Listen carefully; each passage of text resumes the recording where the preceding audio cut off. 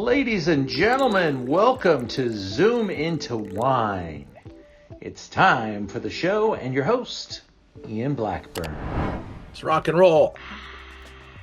We've got, let's see. I'm going to start off with just a little bit of a photo session from my recent trip to Alsace. We were able to visit with Jean-Frédéric Hugel. I believe he's like the 17th generation, 1639.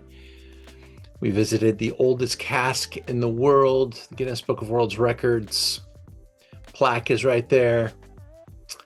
And we had some special guests join us for the tasting. That's Nick Weiss from St. Hof Winery with his family.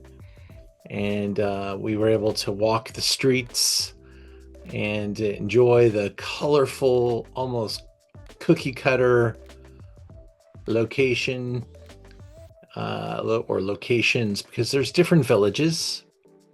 And much like Burgundy, Alsace is spread into different areas.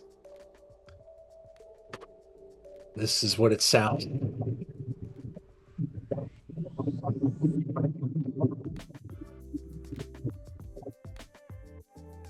The village is surrounding the river, and you can always hear that water rushing through the little town, keeping things moving through. I'm sure at one point in time that water was not very clean, but today it is, and it's quite beautiful. There are bakeries everywhere, and they are damn good. It would be really hard to think that we can make dessert as well as they can.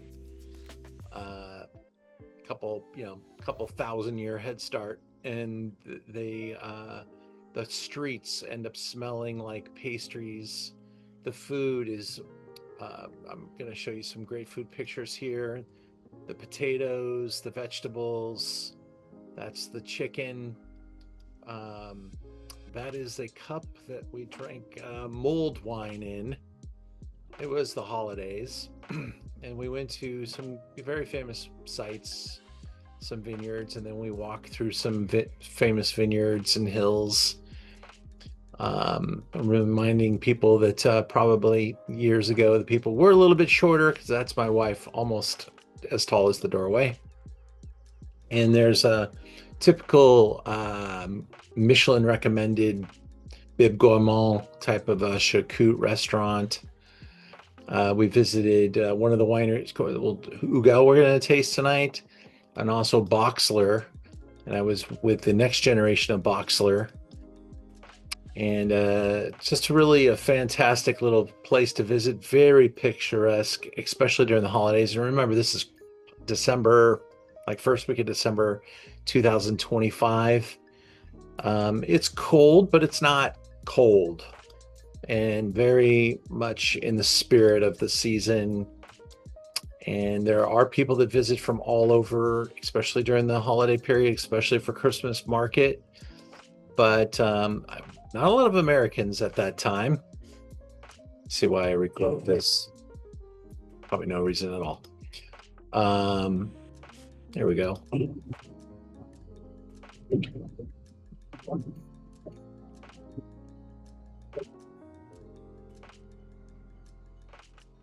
Trying to get you implanted in the spirit of the place that we're going to be tasting tonight, Alsace.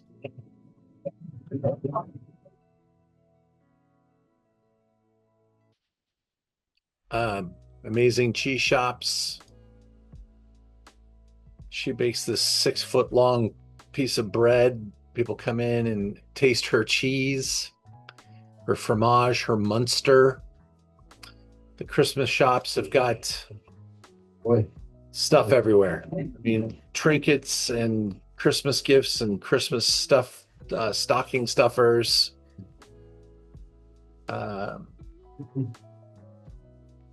It's apparently quite a lot of craft created there in Alsace too. It's not a bunch of imported stuff. I'm not saying everything wasn't. There's nothing there that's not imported, but it was very nicely presented. The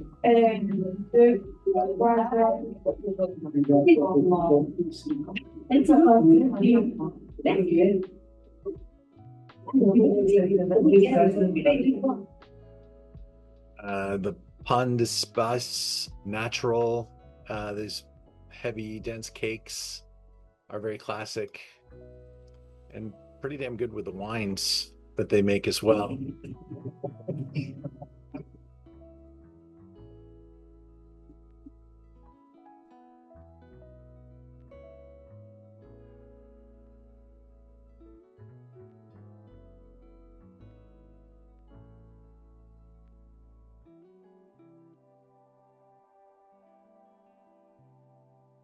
This is the hotel we stayed at called the Schlumberger. I'm going to recommend it.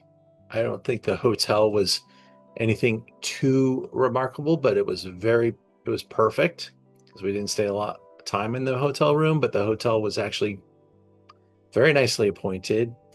The reason you stay there is this restaurant, the Windstube. They have a 2 Michelin star in the hotel, and their 3 meal a day restaurant is Bib Gourmand, and it is incredibly tasty. That is the meal there. Beautiful, classic artisan French silver and plating, and that is a typical Alsatian meal right there. Charcuterie, kraut, everything's super fresh. Look at those prices for wine by the glass. The sommelier is walking around pouring a plethora of different, all Alsatian wines, by the way. The menu done every day. Super fun. Of course, a little chartreuse as well. So that was my little tour, and I highly recommend going to Alsace and getting that on, because it is quite a place to visit. All right, let's get into our tasting tonight. Hope that helped you get in the mood. It's going to be fun. We got some really nice wines, and these wines can age beautifully. They represent the appellation, the spirit of the appellation, the history.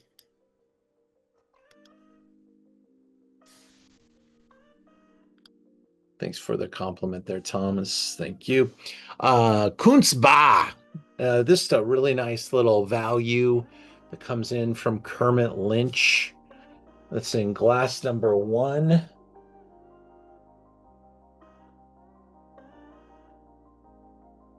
It's a weird Wednesday. I didn't have any suppliers come and visit me today, so this is my first look at wine today. So cheers to you.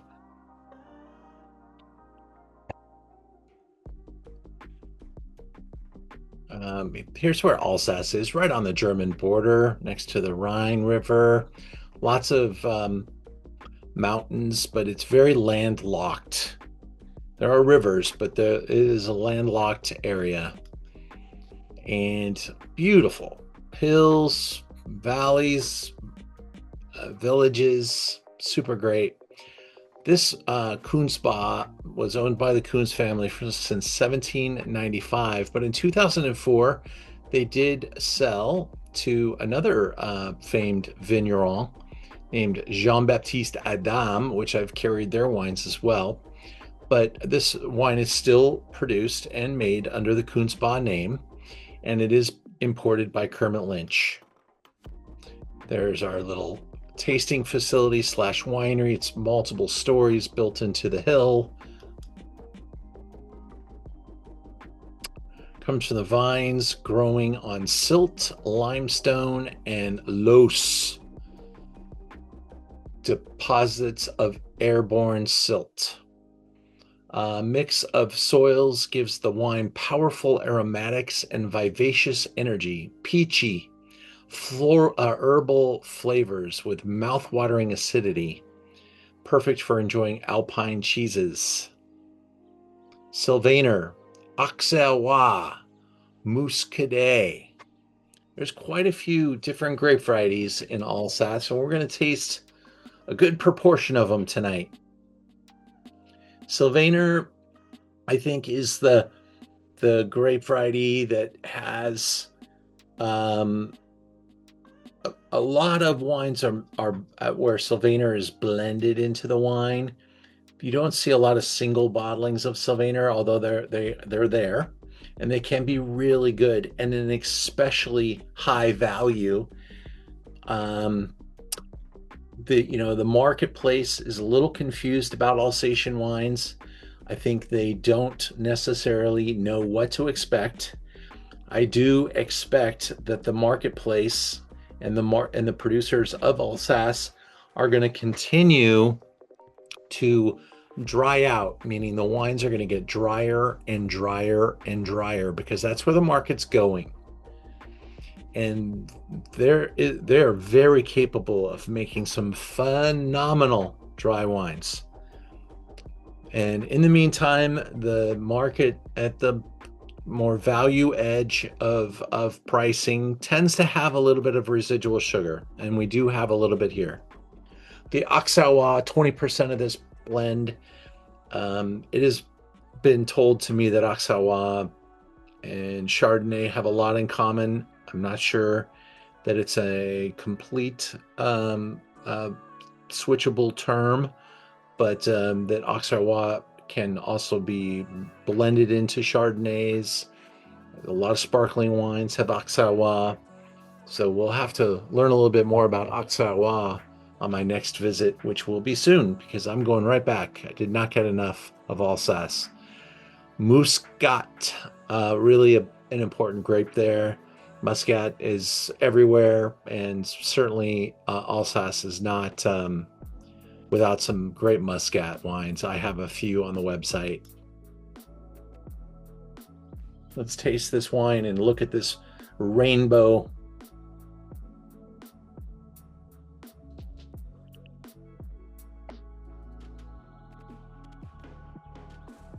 We're talking elevation. We're talking warmer weather during the growing season.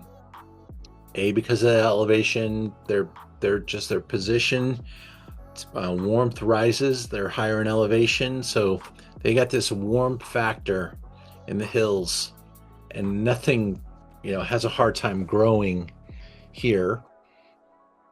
But come November, December, the temperatures do fall very hard. So you're getting kind of that swing in the pendulum, a little bit more severe cold, a little bit more severe heat, and that's why the riper fruit does exist here. You're looking at a bottle of wine that we sell for kind of a ridiculous number. I bought an insane amount of this wine many years ago at price. I'm pretty sure when I go to reload on this wine will start with a 2 because of tariffs, because I may have bought this in the pandemic. It was selling like fire back then. And so I just took a huge chunk, and we're down to our last 30 bottles. And in fact, right now, are we still there? Where are we at now? Yep, we're still there. So I'm sure that $13 price will keep chipping away at it, because I don't think you're going to find that anywhere else. And probably other people are on to the 2022. This does not need to be the fresh vintage. This benefits from having some time. And it's really in a wonderful place.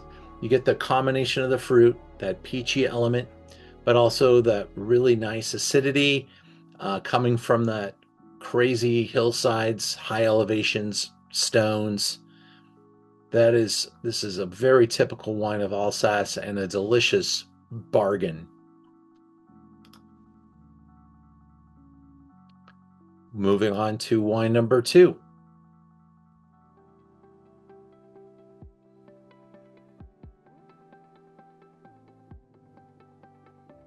That kind of breaks the ice a little bit. Kind of, there's lots of, just imagine all the spices and the spice cakes, and even the cakes there, they're not that sweet. They're spice oriented. They have the gingerbread and the different brown spices and clove and all that stuff. They're not candy sweet like our sweets. And this wine kind of takes me there immediately. Wine number 2. Now we're going to a single monovarietal Pinot Gris. This is from Domaines Schlumberger. They have some serious real estate. The family owns and operates 135 hectares, so that's close to 300 acres. On the steep flanks of the Vosges, largest vineyards in Alsace, one of the largest blocks of continuous vineyards in France. The domain also has the distinction of owning the largest acreage of Alsace Grand Cru. Look at that hillside right there, the terraces. So cool. Oh yeah. Look at that. I would have, can you imagine the family that they looked up at the hill and they said, Oscar, s'il vous plaît. Like this. How many shovel loads did it take? A couple hundred years ago to create this terraced vineyards. That was a lot of backs being broken right there.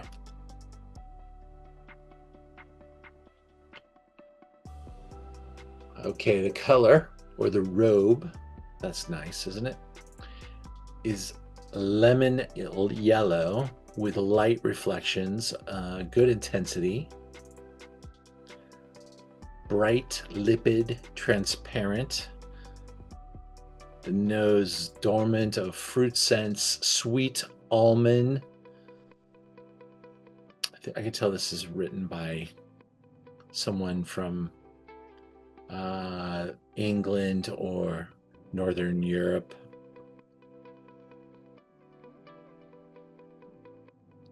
Sweet almond, that's a great note right there. Marzipan, smoky. That's the thing about these wines. They're all going to have this slightly smoky presence from the granite, the schist, the soils. This is Pinot Gris, and this is in the Pinot Noir family and the Pinot Blanc family and Pinot Gris, and it does have kind of a grayish hue to it. And in Italy, they call it Pinot Grigio. And in Italy, they'll leave the skins on or in the white wine for a little bit and make what's called a ramato, a slightly pink, almost a rosé, just to give it a little crunchy from the skins. And in Alsace, this wine's built to age.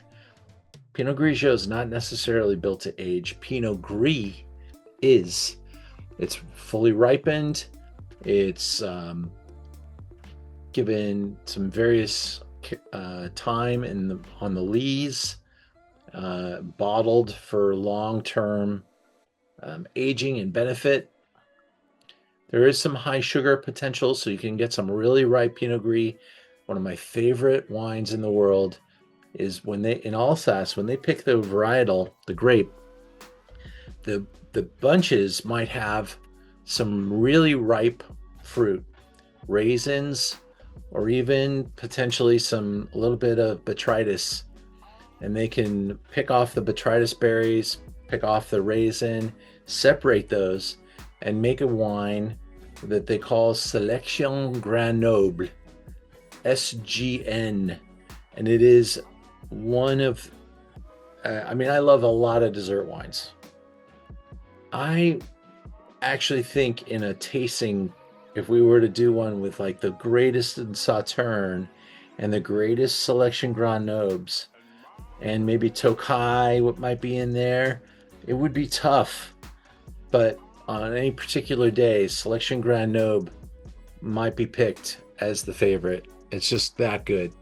And they can make it from a monovarietal or a blend. This one got 92 points. I love the descriptive words here because there's so much character, so much complexity in these wines. Yes, this wine has a little bit of sweetness because it's made on the affordable side. By the way, how old is this one? This is an 18er. And I bought, you're not going to believe this, this is the single largest purchase we've ever made in the store. In 2022, I bought 100 cases of this wine in one time. It was actually, the closeout market was starting to disappear, and this wine came in at a great price, and I saw that they only had like 102 cases, and I just said, I'm going to sell 100 cases of this wine. And so we bought all of it. And that was a bit of a bitch because it took up the entire wall, but we got the wall back now. We're down to our last few cases. There's a look at their slope. $12.95. 72 bottles left. 6 cases remain. A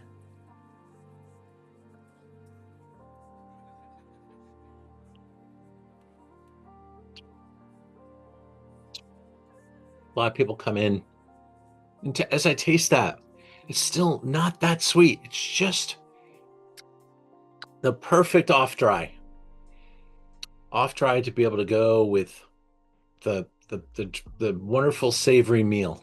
This is not a dessert wine, but man, this could handle some spices, some curry, some ginger, some garlic, some whatever direction you wanted to go.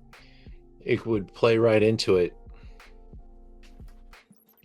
Delicious, affordable. And I think that's the end of the affordable side of this program.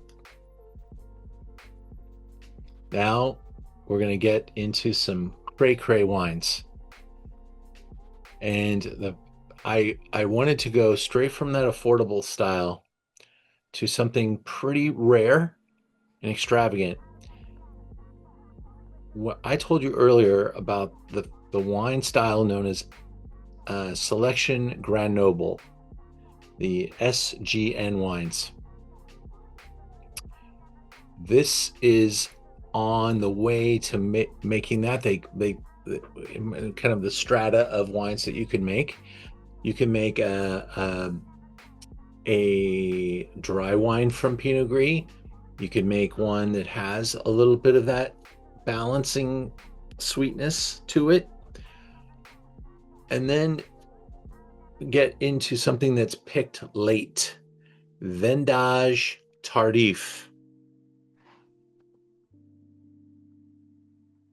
When I was studying for the W set, they mentioned Vendage Tardif 1,000 times, and I bet you there were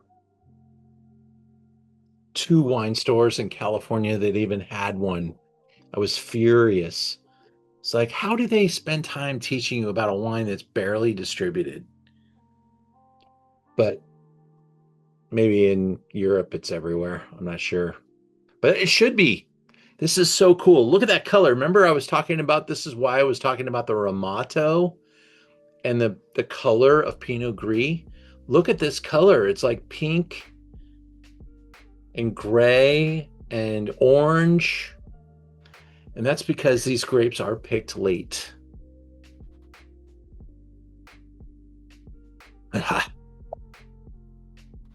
That nose is crazy. It's like fruitcake, dried fruits. Now, this one is from Boxler, and I showed you pictures. I got to hang out with the young Boxler. Yeah, I think he's like 25, maybe 23, maybe 21. I think he's 23. Um, Generations. 1673. In fact, I think it's his brother. This young man will inherit the Boxler estate, but they cut it into like half and gave his brother some, and his brother has another name, Boxler. This is Domain Boxler, or Boxler estate, and he's something else Boxler. Like this is Abbes Boxler. He is something else Boxler. I can't really recall, but that's what they do to separate the assets.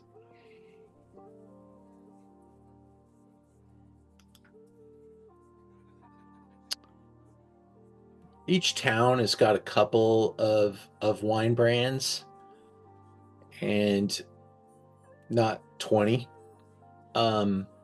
which is kind of cool too.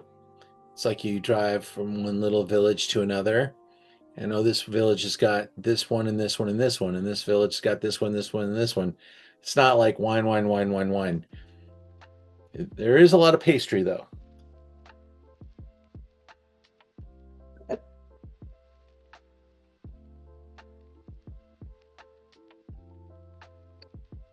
Okay.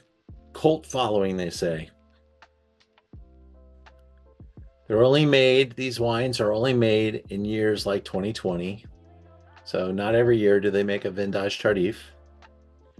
Residual sugars here give the wine unctuous weight and power, while they remain floral and vibrant. Love to get your comments here, guys. Kick in. What do you smell? I mean, you can tell this one's made from some pretty ripe grapes. Alcohol says 13.5, just so you know. On the other wines that we just had before it, we're looking at alcohols around 13.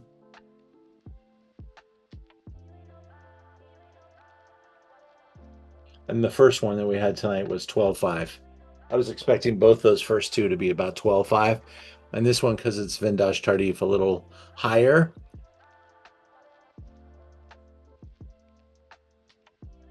I might think that that's closer to 15 alcohol.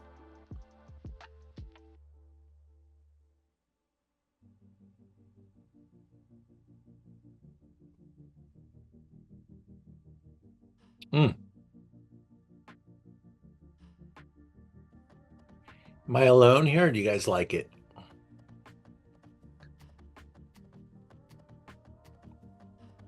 I think everybody's struck dumb by the nose, which just doesn't go away. It's crazy. I can't describe it honestly. It's fantastic. Yeah, it's like like you said, it has like this intensity, it's coiled energy. There you go. Yeah, and that a little bit of that smoky, like almost like the fruit was in a smoker. Like it's got kind of that. You almost smell the sunburn on the fruit. It's got kind of that slightly raisinated, but in the mouth, it's really not that sweet, is it? And then maybe it's because the acidity is super high. I mean, there's some sweetness here. I'm not gonna, but I would love to have this with foie gras. This would foie gras would be amazing. In fact, I ate years ago at a Michael Mina restaurant where they served this incredible peppered tuna with a slice of foie gras lobe on top when foie gras was legal in California. You now have to travel to eat it. And certainly France will have it in abundance, along with your escargot and other, French things, and charcuterie de course. But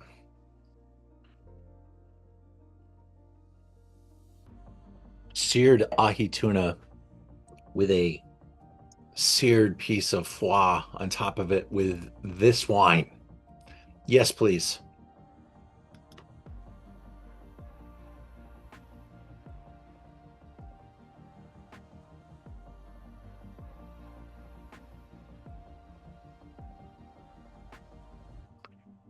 Let's see. They're saying Pinot could have been given to it because the grapes grown in small pine cone shaped clusters.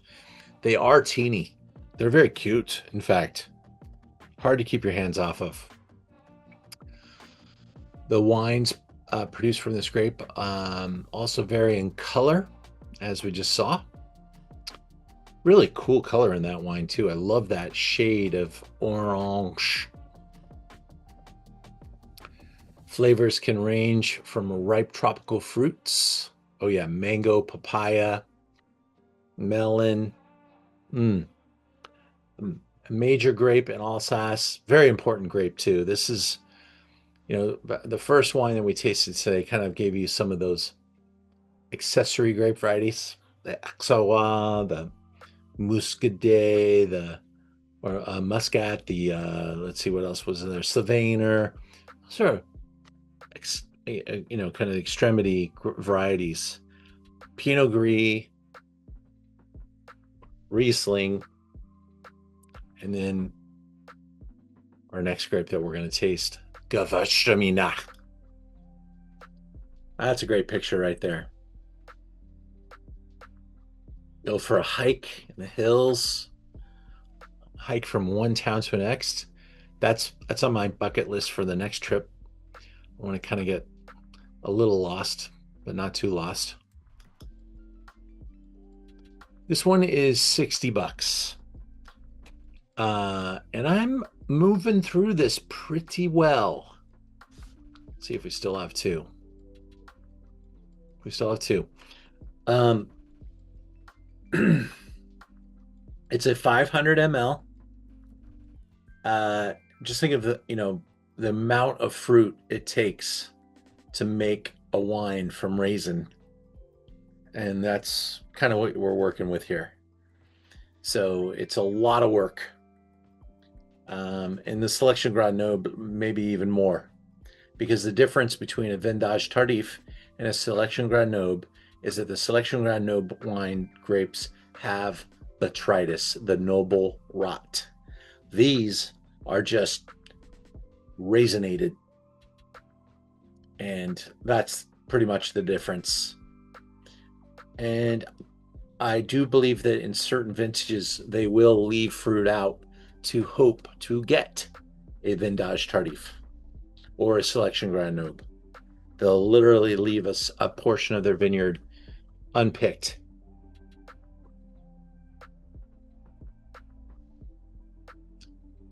Yeah, they can't be sold.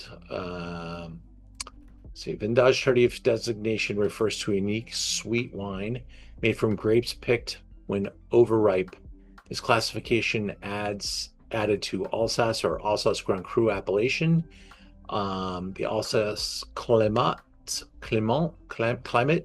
has very little rain and lots of sunshine during the autumn, making conditions favorable for extended ripening of grapes. Vendange Tardif must have high sugar content and only be sold after aging 18 months, only made in exceptional vintages.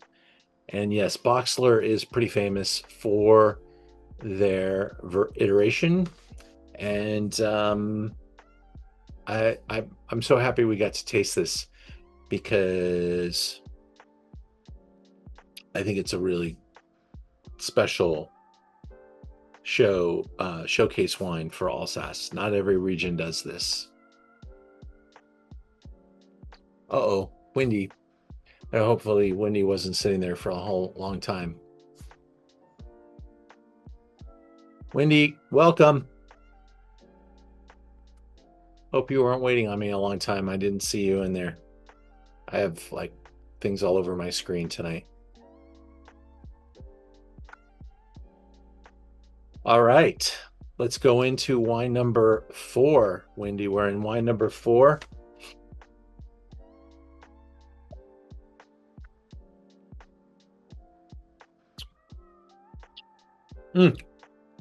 Fun.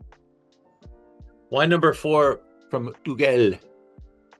Gewurztraminer. This is their classic.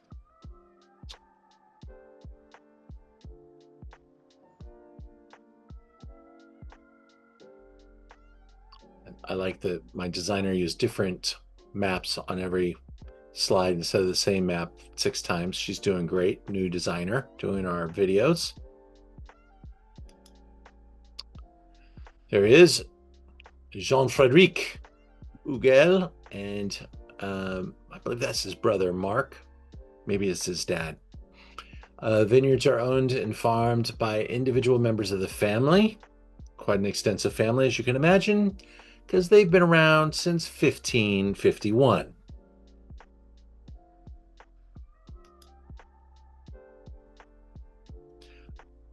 There's a book called Of Wine and War. Powerful book about the history of French wine. A great read. Hard to put down, actually, and I don't say that. I have a really hard time reading, so A Wine and War, I don't think I've ever read a book so fast. And the Hugel family's featured in this book. When the Germans came through every war, they immediately captured Alsace, and the Hugel in charge at the time was forced to join the German army. And the rest of the family stayed behind and was forced to make wine for the German army. And there's some interesting stories. I won't tell them all to you at this point, but the Mr. Hugel was able to escape and move at night to get back to Alsace. And it's a remarkable story. And it took him, it wasn't like he disappeared on a Tuesday and came back on Friday. It was like a year and a half later he made it back. And a war was ending at that point too, so his timing was good. This wine is featuring the Gewurztraminer grape variety, which a lot of people mistakenly think is German grape, but it is an Alsatian grape. Seldom do you find Gewurztraminer in Germany. And it is really, there's very few references for it now. I think there's probably, a few now in the Santa Rita Hills as people are trying to make, higher tier versions.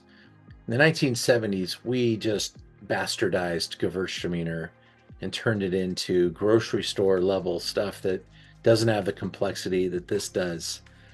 And this has got this incredible lychee note,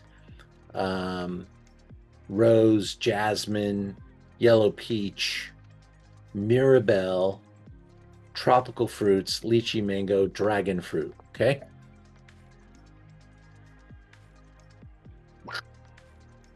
That nose is just, that's like a buzzer goes off in my brain. We're in Alsace, and that is Gewurztraminer. Very tasty table grape, by the way.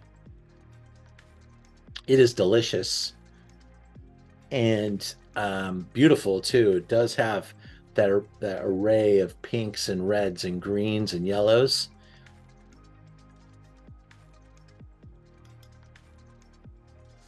$92 points on this wine. Ian DeGatta, reviewer for Robert Parker's Wine Advocate. Cinnamon and black cloves.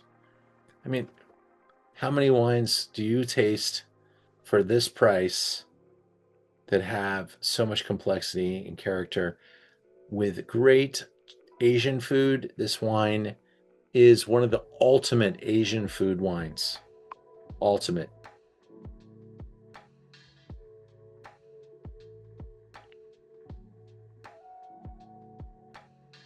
Incredible. By the way, when you go to Alsace and you get to meet Jean-Frédéric, I want everybody that ever sees this video to tell him I said hi. He is the nicest, kindest guy. We met him here in LA. He invited us to come see him. He remembered us several years later. Hey, we're finally making it. He remembered us, took us to lunch. We had an incredible time with him. Super generous, gave us an incredible tasting. Nick Weiss came in from the Mosel to taste with us. Was one of the great memories ever, and I can't wait to be able to sit next to him again. He's just such a wealth of knowledge and an absolute sensational family leader. He will lead this business to higher levels. He's so sharp, so cool.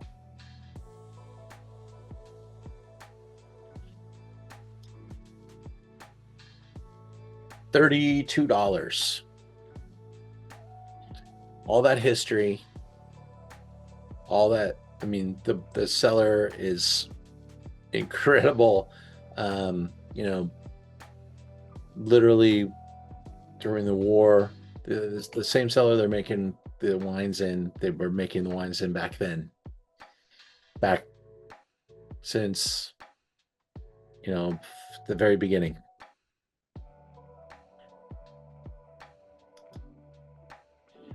Hey, we're having a good time tasting wine at Zoom Into Wine. Every Wednesday we get together. But I'd love to meet some of you guys out on one of my excursions. I'm taking a group to Sonoma. I've got to really double down on my time and make that Sonoma trip stick now. I'm trying to pull it all together with the perfect hotel partner. We've got a 3-star Michelin restaurant and a brand new 3-star Michelin place in Sonoma.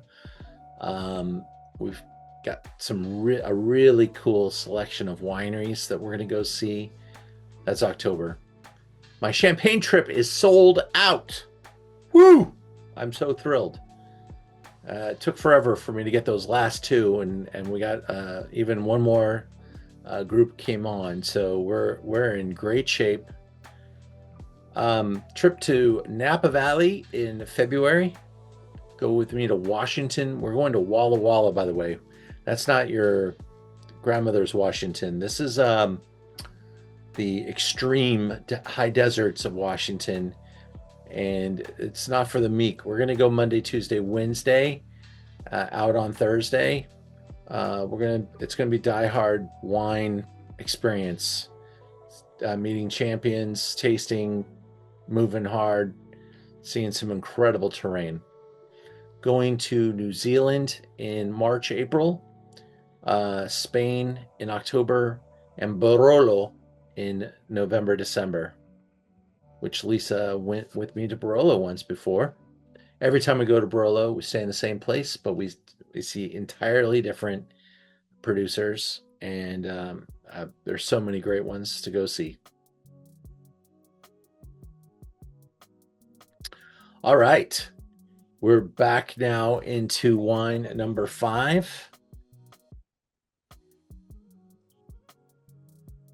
And back into Pinot Gris, but this time Grand Cru.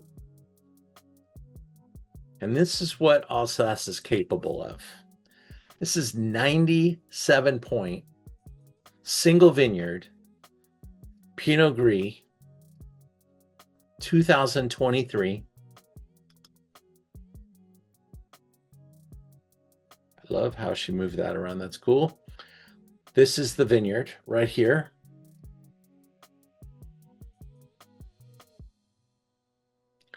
Niedermorschwihr. The village of Niedermorschwihr in the Hohe Rhine.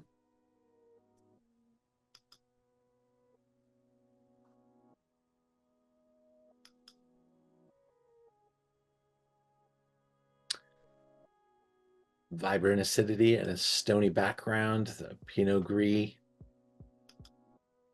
92 points. There's Jean. That's his father. .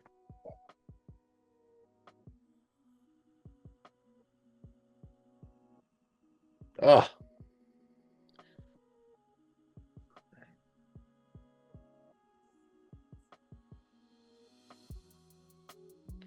the nose is just so pretty. Don't even want to drink it. Or I do want to drink it. Don't need to drink it to love it.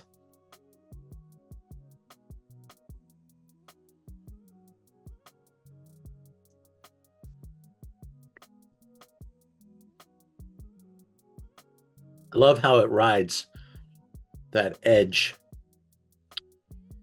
It almost smells like it's going to be sweet, but then it's got all that stone in there and you know it's not. There's almost like a saltiness to it. The citrus peel, the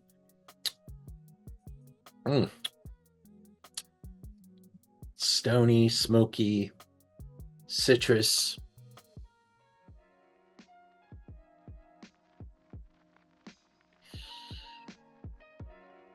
This makes my mouth water.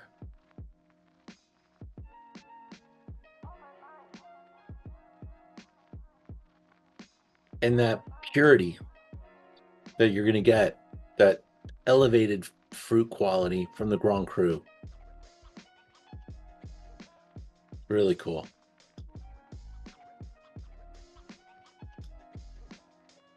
We're at 115, so this is a wine that demands a significant price, and I've seen these wines bounce pretty hard in price with all. I mean, you put a 10% tariff on a wine like this and you're going to see it, because that's $10, you know.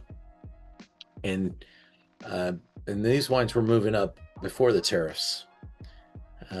These are actually very limited, and the last couple of years we've seen the number of fancy restaurants diminish, but the ones that are alive, so many of them are doing the great menus, and with the menus they do a pairing, and with the pairing you're going to find a wine like this, and they're going to pair it with that squab, with that terrine, with that chicken dish. I mean, there's so much that you can do with this wine. There's no limit.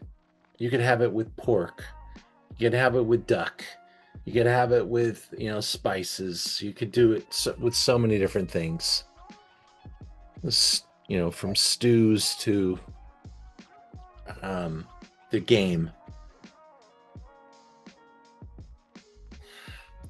Really great with, you know, the sushi places are now getting you. It's kind of like, I remember when the bars went from making cocktails to all of a sudden mixology. That was like going from baby food to high cuisine, and the cocktails got so good.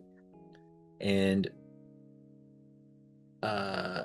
sushi bars are starting to go in that direction too, because now they're playing around with cooking methods, smoking, aging fish, and the number of really special meals that will go with these wines, and people will walk out of that restaurant and go, we got to get some of that. And that's what's happening. Let's finish with an incredible ambassador for Riesling.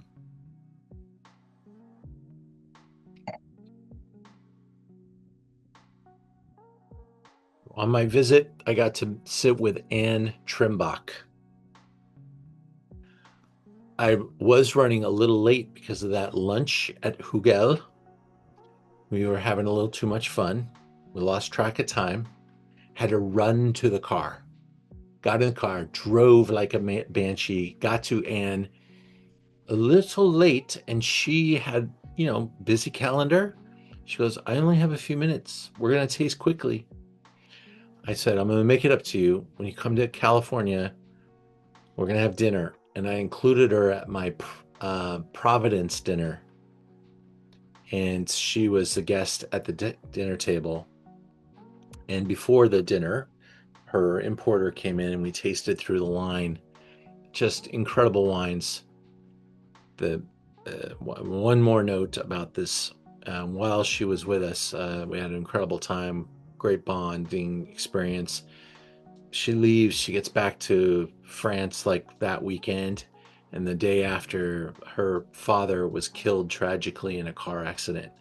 Her father has been the winemaker at Trimbach for 40 years. So we've been corresponding pretty consistently, and on my next trip, we'll have another moment to spend with her, and it's gonna be very special. I love that the designer changed every map. Isn't that cool? All right. R.I.P. Pierre Trimbach.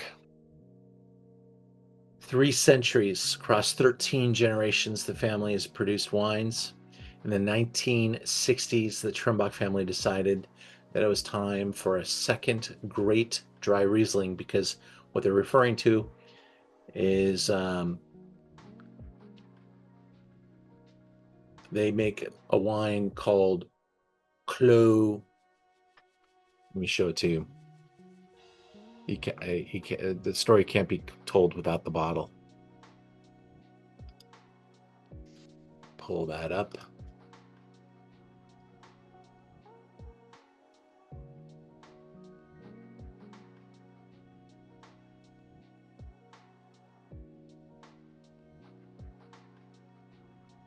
Clos Saint Hoon. Right there. I went to Alsace for the first time in the early 2000, and I was traveling with people that were way up on the ladder as far as wine education history. They were also quite a bit older than me, but they brought me along and just indoctrinated me. We went to lunch and had a bottle of Clos Saint Hoon. It is one of the most iconic wines in the world. It is very rare. Everyone knows it and loves it.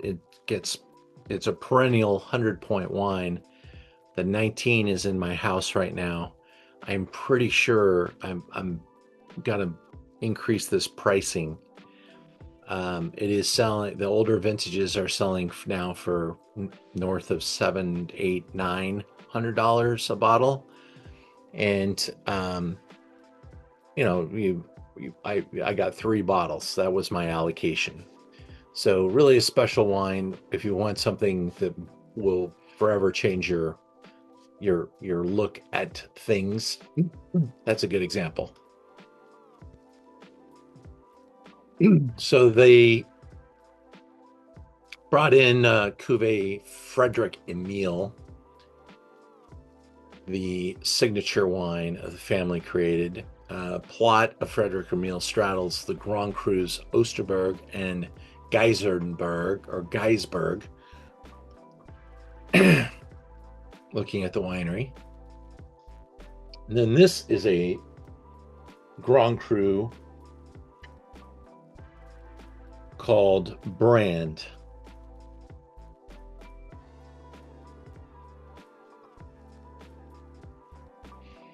Six-year-old vines. It's only 0.8 hectare, so about an acre and a half. I think they make maybe 100 cases of this for the world. Maybe. I'm going to bring that down to 50 cases.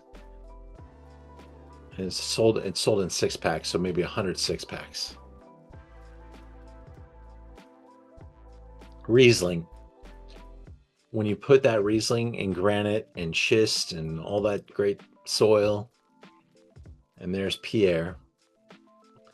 Even though he'd been making the wine for 40 years, still really an energetic man, running the operation with his hands. was driving from vineyard to vineyard when he was killed on the road. I'm not sure of what exactly happened, but tragedy for sure. The wine world mourned. The wine, stunning white peach and floral aromas pour from the glass, pulling you into this juicy yet super dry Riesling. You can feel that, marquee hint of petrol on the note.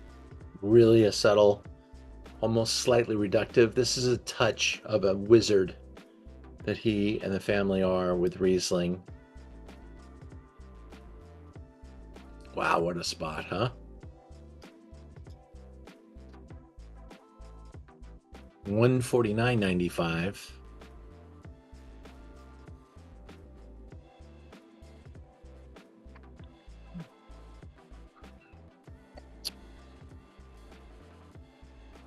Sit back for a second and feel how long that is, how dry that is. Super sharp, like a really nice knife cutting through butter. Beautiful.